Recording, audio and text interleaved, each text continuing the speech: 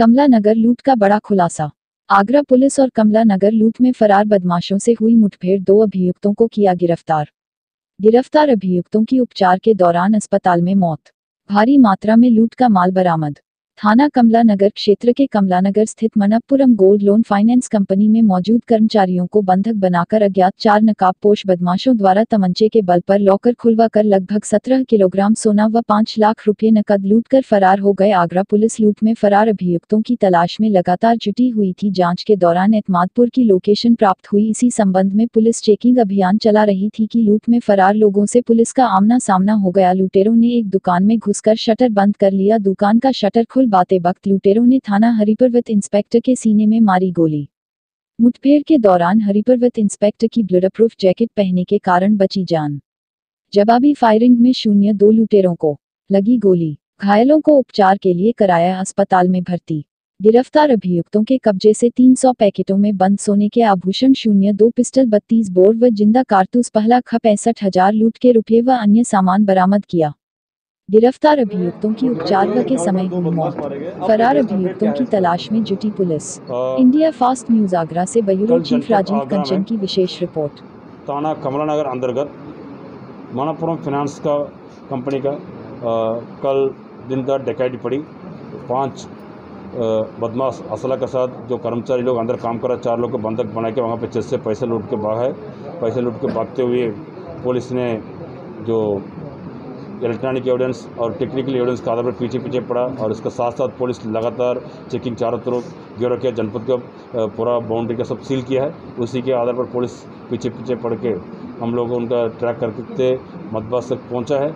वहां पे कल शाम को मुठभेड़ हुआ। मुठभेड़ में 2 बदमाश ढेर हुए हैं। उसके बाद पुलिस ने मौके पर उन लोग का सबका जो बदमाश है उनसे जो बरामदी हुआ है वो जो घटना में लगभग जो मनप्पुरम फाइनेंस ने एफआईआर में दर्ज किया 19 केजी सोना का उनका पास चेस्ट में रखा था और उन लोगों ने उसका एफआईआर दर्ज किया और कितना एग्जैक्टली गया उसका मालूम नहीं था। बाद में पूरा घटना का हम लोगों ने जांच किया और उसके बाद भी जो चेस्ट में बचा था वो बाद में पता चला वहाँ पे लगभग 3-3.5 केजी सोना अंदर चेस्ट के अंदर ही बच गई है। बाकी लगभग कल जो सोना ऑलमोस्ट 15.5 से 16 केजी सोना गायब होने का फाइनली सेटल हुआ। उसके बाद पुलिस उस सोना से वहाँ पे जो एविडेंस है उन लोग का वहाँ पे हर पैकेट में उनके निशान रखा हुआ था। उसका बार कोड और खासतौर से उसका जो खरीदा है उसका दस्तखत कितना ग्राम हर चीज़ उन्हें लिख के रखा था। उसके आधार पर उनको छोटा पैकेट बना के रखा था उसके चेस्ट में। वो सब चीज़ हमने देखा। उसके बाद वहाँ से उन लोग ले गया, उनसे भी इंट्रोगेशन किया हम लोगों ने। एक केस तरह ये सब उन्होंने उठा के ले गया सब चीज़। और उसके बाद हम लोग मौके पर मुठभेड़ के बाद वहाँ जो मौके पर माल मिला है बैगों में 2 बैग में माल मिला है उस पर पुलिस ने सब चेक किया है। उसके बाद वहाँ पे जो बैंक मैनेजर है उनके मौके पर बुलाया, उनसे पहचान कराया ये माल आपका बैंक तो क्या है। उन्होंने एक्सेप्ट किया वो बैंक माल का है, उसका बैंक का माल है और उसने पूरा देखा है। और उसके बाद हम लोगों ने पूरा वहाँ पे एक चीज़ का माल का वेरीफाई किया। हम लोग वहाँ पे टोटली माल मिला है जो छोटी पैकेट में 7.5 केजी सोना मौके पर बरामद हुई है। और उसके साथ साथ जो बदमाश है जो उन लोग का बैगों में जो कुछ कपड़ा भी ले आए थे उन लोगों ने, उस कपड़ा भी वहाँ मौके पर मिला है। बैग के अंदर कपड़ा भी रखा था इन लोगों ने, वो कपड़ा भी रखा हुआ। 2 बैग रखे हुए। उसके साथ जो बदमाश जो फायरिंग किया पिस्टल और जो जिंदा कारतूस और ऑलरेडी फायर्ड कोका सब मौके पर बरामद हुई है। और उसके बाद पैसा भी वो जो चेस्ट से उन्होंने कहा लगभग 6.5 लाख रुपये का पैसा भी उन लोगों लुटेरों ने ले गया था। बाद में मौके पर पैसा भी 1,65,000 रुपया मौके पर वहाँ पे पैसा भी रिकवरी हुआ है। वो सब चीज़ उन्होंने जो बैंक मैनेजर मौके पर उन्होंने पहचान किया है उसके आधार पर हम लोगों ने कन्फर्म किया ये बदमाश मनप्पुरम फाइनेंस से लूट के गया था वही माल है।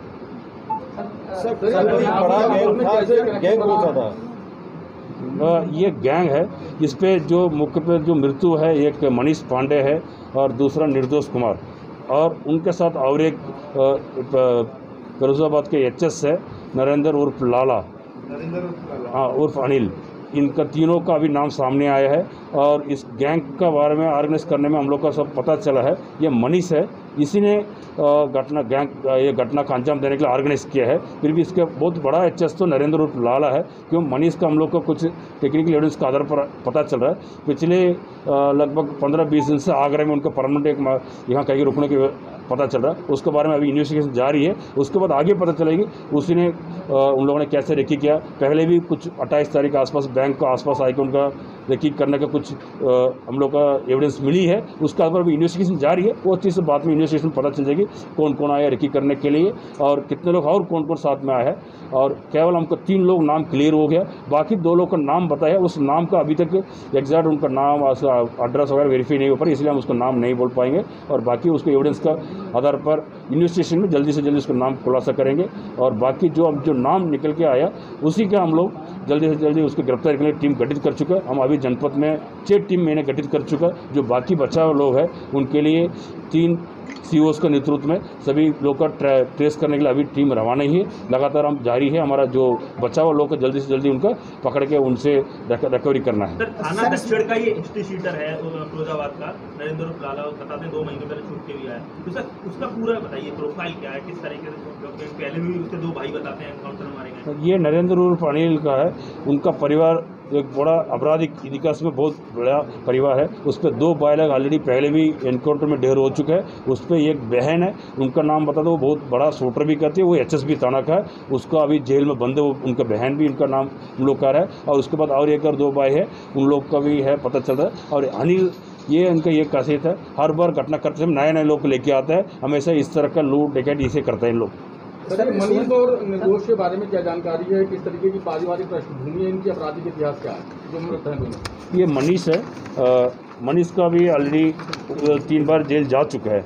एक बार वहाँ पे फिरोजाबाद से थाना उत्तरी से 302 में जेल जा चुका है। उसके अलावा एक बार 25 आर्म्स एक्ट पे भी थाना उत्तरी से जेल जा चुका है 2014 में, और 294 में 2013 में थाना उत्तरी से मनीष पांडे ने 3 बार जेल जा चुके हैं। अभी निर्दोष कुमार के बारे में अभी कोई क्रिमिनल चाल में कोई निकल नहीं आ रहा है, फिर भी हम लोग उसको डाटा से अभी वेरीफाई करा हमारे डाटाबेस में DCRB के माध्यम से, SCRB के माध्यम से कोई उनका कोई डाटा क्रिमिनल्स मिल रहा है, वेरीफाई करेंगे अभी। कब तक जिस समय ये घटना हुई उस समय 2 कदम की दूरी पर ही पुलिस चौकी है, तो इस समय पुलिस चौकी पर भी कोई कार्रवाई करेगी पुलिस?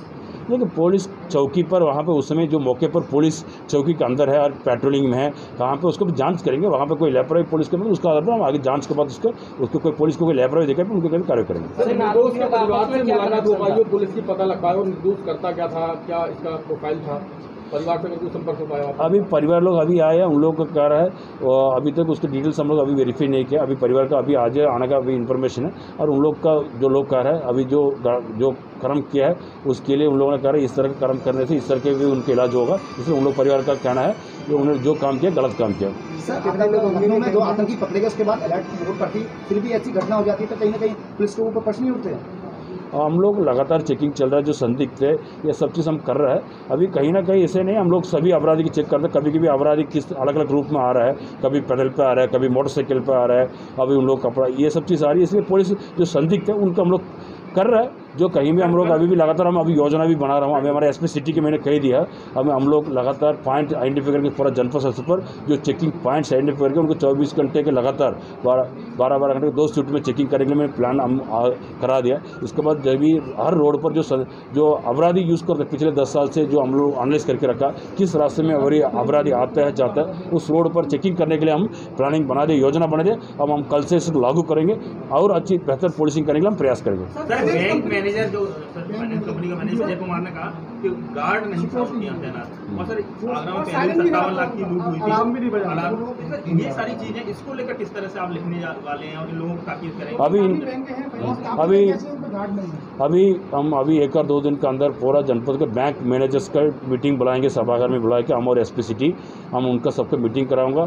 उनका सबका लिखित निर्देश देंगे जो RBI गाइडलाइंस है, CCTV कैमरा लगाना है, उसका गार्ड लगाना है, उसको सबको उनका आदेश निर्देश देंगे। जो उसको लापरवाही होगा बाद में उनके खिलाफ भी शासन के लिखेंगे, और जो RBI गाइडलाइंस का जो पालन नहीं किया उनके खिलाफ कार्रवाई करने के लिए हम ऊपर से रेकमेंड करेंगे। सर जब ये घटना हुई तो आप लगातार हेड ऑफिस मलप्पुरम के कॉन्टेक्ट में थे, तो चूंकि जूलरी बॉक्स में GPS ट्रैकर की बात थी, तो किस तरह से सर वो घटना के हमरा किस तरह से सपोर्ट मिला आपको और किस तरह से क्या उनकी तरफ से असिस्टेंस रहा?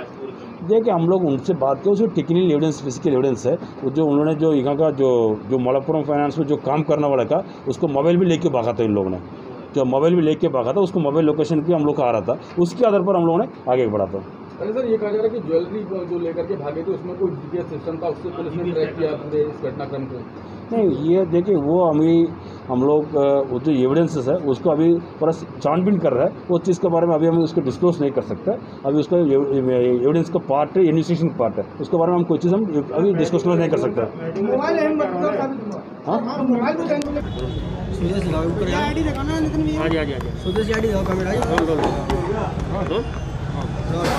सर आज की जो घटना है वाकई में आगरा पुलिस की बहुत ज़्यादा तारीफ करनी होगी, लेकिन सर जिस तरह से ये पूरी घटनाक्रम रहा, 2 बदमाश एनकाउंटर में इलाज के दौरान मौत हुई है, 3 बदमाश सर जो अभी फरार चल रहे हैं, किस तरह से सर क्या कर रही है पुलिस उनको पकड़ने के लिए? देखिए, अभी हम तो यही कहेंगे कि हमारा काम आधा हुआ है, लगभग रिकवरी भी आधी हुई है, बदमाशों की संख्या भी आधी है जिस पे हम काम कर पाए हैं। और जैसा आपने खुद ही कहा कि 2 से 3 बदमाश अभी शेष हैं, अभी half of the cash and jewellery बाकी है जिसको रिकवर करना है। गैंग फिरोज़ाबाद का है, ये जानकारी हो गई है। गैंग पे अब काम करेंगे, उनके क्रिमिनल हिस्ट्री, उनके एक्म्प्लिस कौन लोग हैं, पुराने किस किस मुकदमों में जेल गए हैं, उस पर हमारी स्ट्रेटजी रहेगी। जितना डिटेल्स इनके बारे में निकाल सके, प्लस बाकी जो हमारा डिजिटल सर्वेलेंस का तरीका है कि हम एनालिसिस करते हैं, अननोन नंबर्स की वेरिफिकेशंस करते हैं, इन सब पे काम करेंगे। और मुझे जल्दी उम्मीद है कि हम बाकी भी गैंग के लोगों को नेस्तनाबूद करेंगे, पकड़ेंगे, उनकी गिरफ्तारियां करेंगे और रिकवरीज करेंगे। सर आगे से इस तरह घटनाएं ना हो, ये बहुत बड़ा, क्योंकि इससे पहले भी रोहता में बैंक लूट हुई थी, तो सर इसको लेकर इस तरह की जो फाइनेंशियल इंस्टीट्यूशंस हैं उसकी सुरक्षा को लेकर किस तरह से आप इनको ताकीद करेंगे? 2 चीज़ें हैं, एक तो पुलिस का जो सिक्योरिटी सिस्टम है वो है, और दूसरा बैंकों का इनबिल्ट सिक्योरिटी सिस्टम क्या है। तो हमारी एक लिमिटेशन है, हम लोग खूब काम करते हैं, हर जगह करते हैं, लेकिन बदमाश हमें वॉच कर रहे हैं क्योंकि हम यूनिफॉर्म में हैं। उनको ये पता है कि किस समय हम किस बैंक के आसपास अपनी प्रेजेंस रखे हुए हैं। उनके लिए ये बहुत सरल है किसी दूसरे बैंक ब्रांच में जाके एक्टिविटीज़ करना, लेकिन हमारे लिए बदमाश अननोन है, उनकी कोई आइडेंटिफिकेशन नहीं है, पहचान नहीं है यहाँ। तो हमारा जो दूसरा एस्पेक्ट है वो हमें मजबूत करना पड़ेगा कि बैंक अपनी सिक्योरिटी मजबूत करें, आरबीआई की गाइडलाइंस के हिसाब से वहाँ पे सिक्योरिटी गार्ड रखें, उनके सीसीटीवी कैमरा सही जगह प्लेस हों, सही डायरेक्शन में प्लेस हों, उनके फुटेजेस लंबे समय तक स्टोर रहें, उनकी पिक्चर क्लैरिटी ज़्यादा हो, नाइट विज़न के उनके पास इंफ्रारेड फैसिलिटीज़ हो, फायर अलार्म हो, स्मोक अलार्म्स हो, मॉक ड्रिल्स होती रहें, चेस्ट की मजबूती है। ऐसे बहुत से पॉइंट्स हैं जो हम लोगों ने लखनऊ में भी कराए थे, और मुझे लगता है उसको बड़े पैमाने पे यहाँ भी शुरू करना पड़ेगा। बहुत जल्दी ही हम बैंक के सारे सीनियर ऑफिसर्स के साथ मीटिंग करके इसको टेकअप करेंगे ताकि इस तरह की घटनाओं को रोका जा सके। तो उसको अपने बैगों में भर कर लूट करके, और जो कर्मी थे उनको उसी में बंद करके वो वहाँ से निकल गए।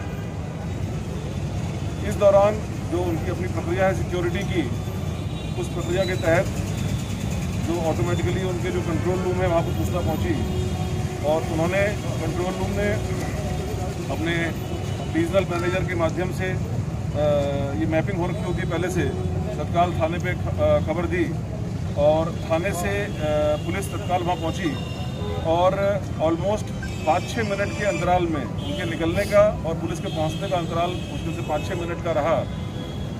और उस दौरान जब वहाँ पुलिस पहुँची तो उन्होंने घटना को कंफर्म किया कि घटना इस तरह की हुई है। तत्काल सभी वरिष्ठ अधिकारी, एसएसपी साहब, आईजी साहब, एसपी सिटी और बाकी भी वरिष्ठ अधिकारी वहाँ पहुँचे, और वहाँ पहुँचने के बाद इस घटना के बारे में जानकारी प्राप्त हुई, क्योंकि